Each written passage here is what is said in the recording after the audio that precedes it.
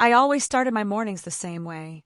Coffee at 6:30, inbox zero by 7:30, and deep into development mode before anyone else even clocked in. I wasn't just an employee. I was the engine behind the company's most valuable innovation, an AI algorithm that powered predictive logistics for Fortune 500 clients. The patent was the result of 3 years of grueling work, mostly done off hours, fueled by takeout and ambition. I filed it under my name, as allowed in our contract's independent innovation clause, a clause no one ever bothered to read. That morning, July 3rd, everything felt off. I got a calendar invite at 7:45 a.m.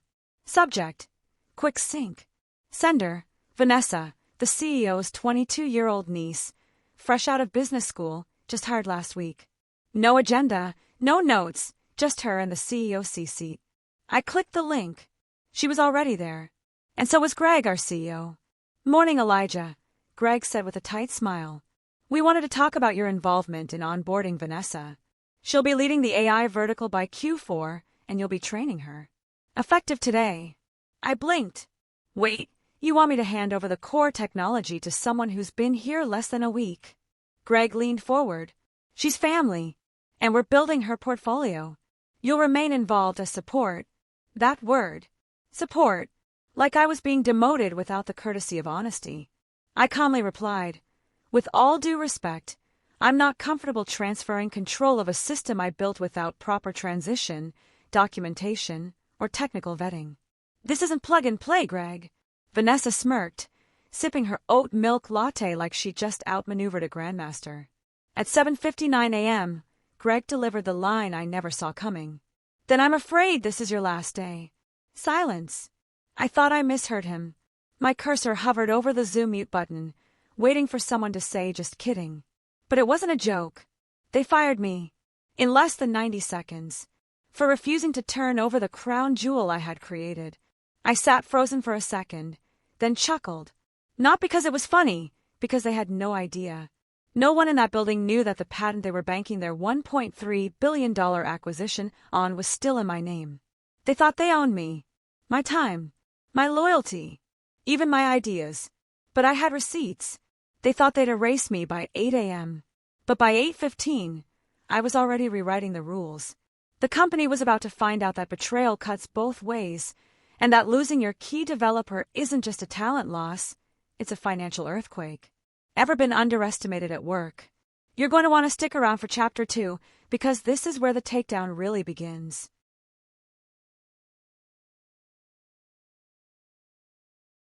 The security guard didn't make eye contact as he walked me out.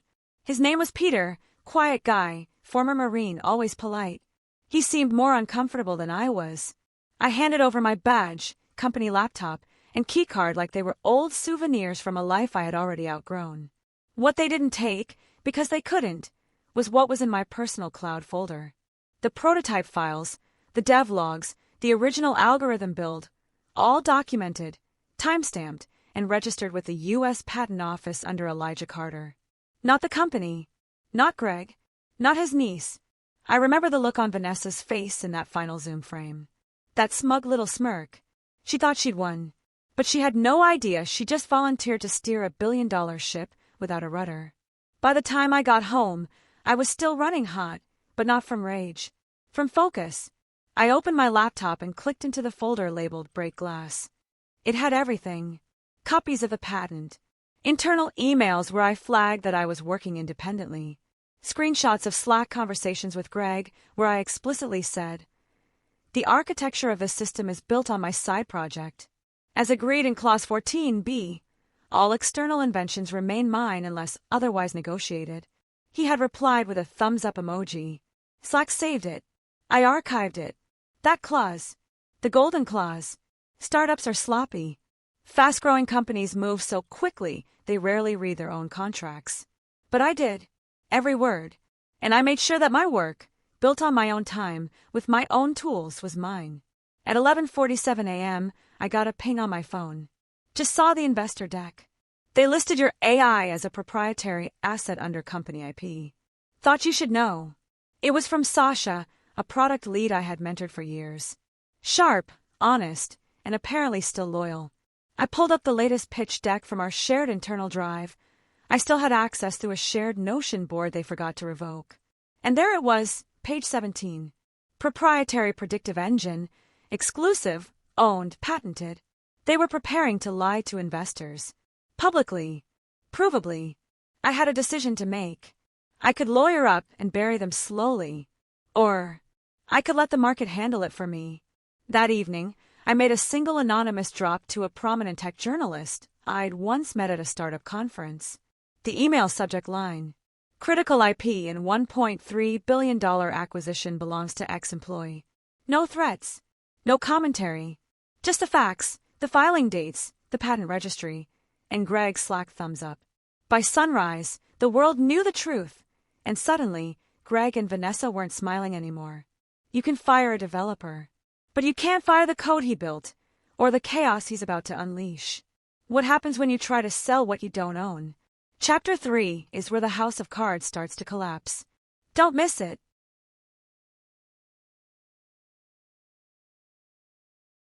I woke up at 6:12 a.m. to a string of vibrating alerts. Twitter, LinkedIn, email, even my old Slack. The headline from Tech Havoc read, newspaper explosive. AI startup pitching $1.3 billion acquisition may not own core IP. It was trending, fast. Hundreds of reposts. Investors, journalists, and founders were weighing in. The article didn't name me directly, but it referenced patent #US 8401B. Elijah C., my name, right there in the public registry. The story included screenshots of my filing, timestamp months before I joined the company, as well as the Slack thread with Greg's thumbs-up approval. By 7:30 a.m., their offices were in damage control. Greg's PR team tried putting out statements. We value all contributors and are currently reviewing the patent situation internally. But it was too late. The comments were savage. You fired the guy who wrote the damn code? $1.3 billion? Hope that included a budget for lawsuits. Vanessa's LinkedIn just went private. Then came the calls. Sasha called first. Elijah, holy hell. You torched them. This thing is everywhere. I didn't torch anyone, I said calmly. I just held up a mirror. 10:09 a.m. my email pinged. A name I hadn't seen in weeks. Brian Rutledge, VP at the acquiring firm, Cortex Systems. Subject, request to discuss patent ownership. I clicked it open. Hi Elijah. We were under the impression the intellectual property in question was fully owned by Neuralnext. Given the new information, we'd appreciate a conversation regarding licensing and potential compensation. Please let us know a time that works for you. No apology. No outrage. Just corporate panic in a silk glove. At 11:43 a.m., Vanessa texted me. No greeting. No punctuation. Just, you need to fix this. I didn't reply. Instead, I opened a clean doc titled, Terms of Use, Predictive Learning Engine, Licensing Proposal. I knew my worth. I had built their future. And now they'd pay to use it. By 2 p.m., the board had convened an emergency meeting. Greg was grilled about IP verification. Vanessa's appointment was put on pause. Their legal team requested a Zoom with me at 5 p.m. I declined. At 5:03 p.m., I got another email from Cortex.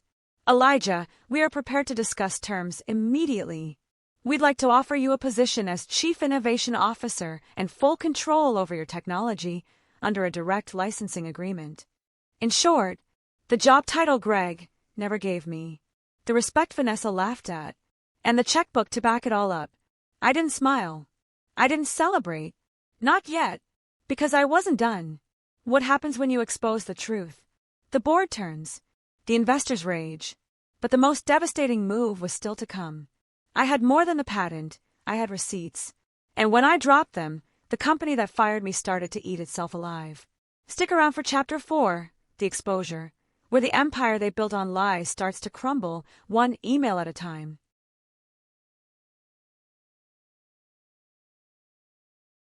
If the leaked article had been the match, what I did next was the gasoline. By dawn the next morning, I was sitting in a quiet cafe with a small flash drive in my jacket pocket. On it, everything. My original Git commits, the version history with timestamps, Slack threads showing Greg and Vanessa greenlighting the early integration, internal emails where I voiced concerns about legal clarity and was ignored. I didn't leak it anonymously. I attached my full name and published a Medium article titled, "They Fired Me at 7:59 a.m. Here's why their $1.3 billion deal is built on my work." Within an hour, it was trending #1 on Hacker News. Within 6, it hit the front page of Forbes Tech. Investors began withdrawing interest. One firm released a statement saying they were concerned with IP ambiguity and seeking further legal clarification before continuing. That was investor speak for, "We're out." The pitch deck that Greg used to charm VCs had referenced my tool without my name and even included visuals of my early demo. Now the tech community knew it. I wasn't just a disgruntled ex-employee. I was the original creator of the AI engine they built their valuation on. The internal hemorrhaging began immediately. At 9:47 a.m., I received a message from a NeuralNext board member, someone I'd only met twice. "Elijah, would you be willing to jump on a quick call with me and our legal advisor to clarify ownership of the patent?" Then came another from a journalist at TechCrunch. "Hi Elijah, what's the story behind Vanessa's internal email about sidelining you quietly? Would love an interview."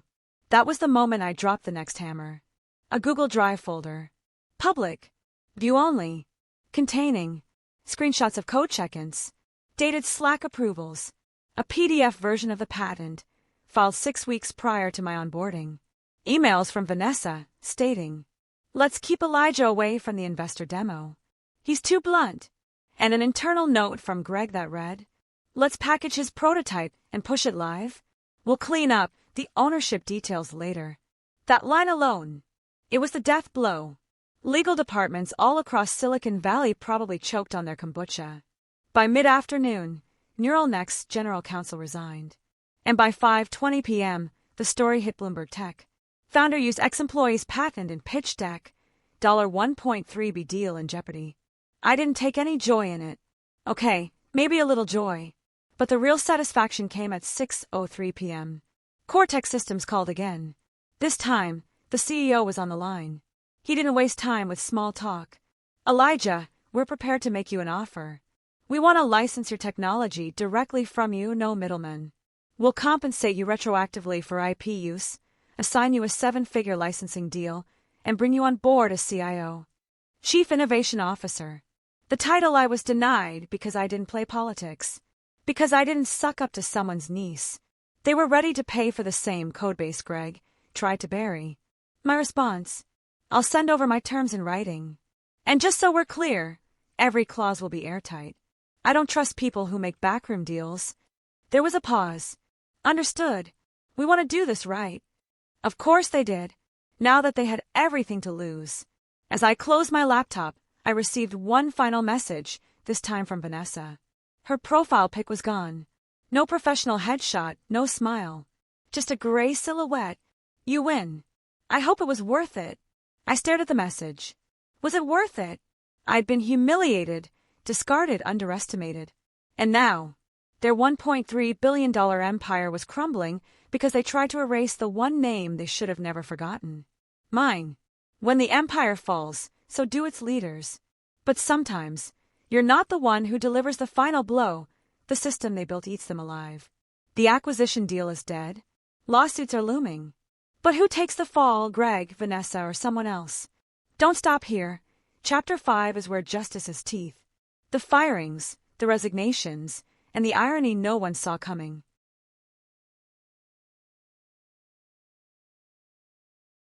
2 days after the Medium article detonated, NeuralNext was in chaos. The headlines didn't stop. The investor money froze, and the acquisition deal with Cortex Systems terminated. A leaked internal memo made its way onto Twitter. Due to unresolved intellectual property conflicts and risk of litigation, Cortex Systems has officially withdrawn their $1.3 billion acquisition offer. Just like that, the dream deal, Greg's crown jewel, disintegrated into digital ash. At 9:16 a.m. that morning, Greg was escorted out of the NeuralNext offices. A blurry photo of him, head down, security badge clipped to his front pocket, hit LinkedIn by lunchtime. Breaking. NeuralNext CEO Greg Palmer steps down amid IP scandal. Then came Vanessa. I didn't even recognize her in the leaked Zoom screenshot from the emergency board meeting, dark circles under her eyes, a stiff, corporate smile that couldn't hide the panic. They had bet everything on the appearance of innovation, forgetting one crucial rule. Innovation can't be faked, especially not when the inventor's still breathing. Firecracker, the domino effect.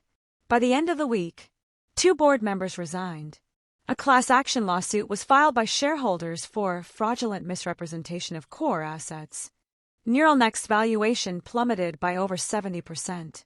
The SEC opened a preliminary inquiry into IP disclosure violations. The same people who once called me too blunt or not investor-friendly? Now they were on damage control interviews trying to say they weren't aware. The truth? They never cared who built the engine, they only cared that it ran when they needed it. But when the engine's creator spoke up, they acted like I was replaceable. They were wrong. Envelope with Thero the message that sealed it. At 2:07 p.m. on Friday, I received an email from Juliet Rao, NeuralNext's general counsel, newly appointed after the last one bailed.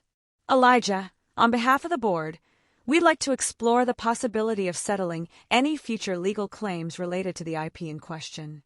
Would you be open to discussing terms? Translation: please don't sue us into the Stone Age. I didn't reply right away. Instead, I picked up the phone and called David Cohen, the Cortex CEO. David, I said, remember how you said you wanted to work with me directly? I'm ready. His response: let's build something better, cleaner, stronger, and this time, built on trust.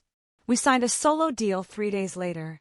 No VCs, no middlemen, just a private partnership and full control over my own work. I walked away with a 7-figure check, full creative authority, and the CIO title I was denied. Meanwhile, NeuralNext, they were bleeding talent.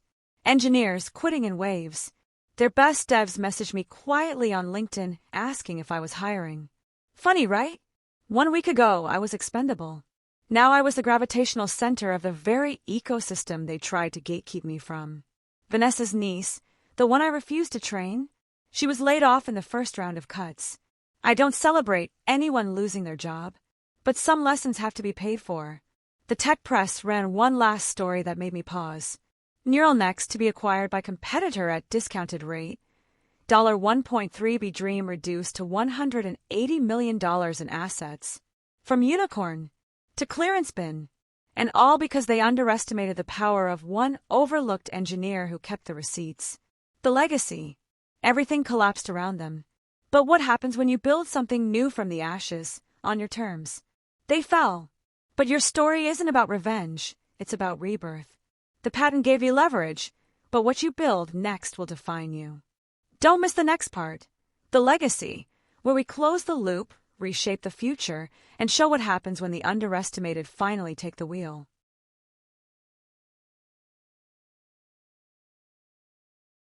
2 years later, the skyline outside my new office in Palo Alto looked like the future I used to dream about. Sharp, bright, limitless. I wasn't sitting in the shadows anymore. I was running the show, classical building the rise of Ethos Core. After the deal with Cortex Systems, I didn't just license my patent. I built an entire platform on top of it. We called it Ethos Core because it wasn't just about AI. It was about ethics, transparency, and real impact. In its first year, Ethos Core landed 3 Fortune 100 clients, got covered in Wired, Fast Company, and MIT Tech Review, became profitable in 11 months, was named one of Forbes' AI startups to watch. But numbers weren't what mattered most. What mattered was walking into a room full of engineers, interns, and dreamers, and being the leader I never had. No egos, no nepotism, just respect earned through effort. The patent that changed everything. That $1.3 billion patent. It's now the cornerstone of 5 new systems revolutionizing data integrity, predictive analytics, and cognitive modeling. It wasn't just about money anymore. It was about legacy. And here's the twist. I never sued NeuralNext. Not because they didn't deserve it, but because I didn't need to. Their collapse was enough. They became a cautionary tale in Harvard case studies. Greg, disgraced. Vanessa, MIA from the industry. The niece, last I heard, She was applying for internships. Funny how that works. Last month, I got a LinkedIn message from someone I didn't expect. From Vanessa K. Hey Elijah, I know it's been a long time. Just wanted to say I admire what you've built. Maybe we both learned something. I didn't reply, but I did screenshot it. Because some closure doesn't need words, just results. At Ethos Core, we do things differently. We credit every contributor. We promote based on skill, not surname. We don't build on silence or stolen time. Every wall of our office has a single phrase etched in gold lettering. No one is irreplaceable, but everyone is valuable. That's what Greg never understood. That's why he lost everything. That's why I didn't. And beyond the patents, platforms, and press, I got something even better, peace. I started mentoring young engineers, spoke at conferences, helped launch scholarship funds for underrepresented students in STEM. Because success isn't just keeping what's yours, it's helping others build their own. Sometimes people ask me if I'd do it all again, the firing, the betrayal, the humiliation. And I say, every damn moment, because I didn't just win. I redefined the game. If you've ever been underestimated, overlooked, or told to just do your job, this story is for you. Tell us your moment, when someone tried to erase your value, but you rose anyway. Subscribe for more stories of quiet strength, brilliant revenge, and unshakable legacy. Outbox Stray, share this video with someone who needs to remember their worth. Because in this world, the ones they ignore today are the ones writing the future tomorrow.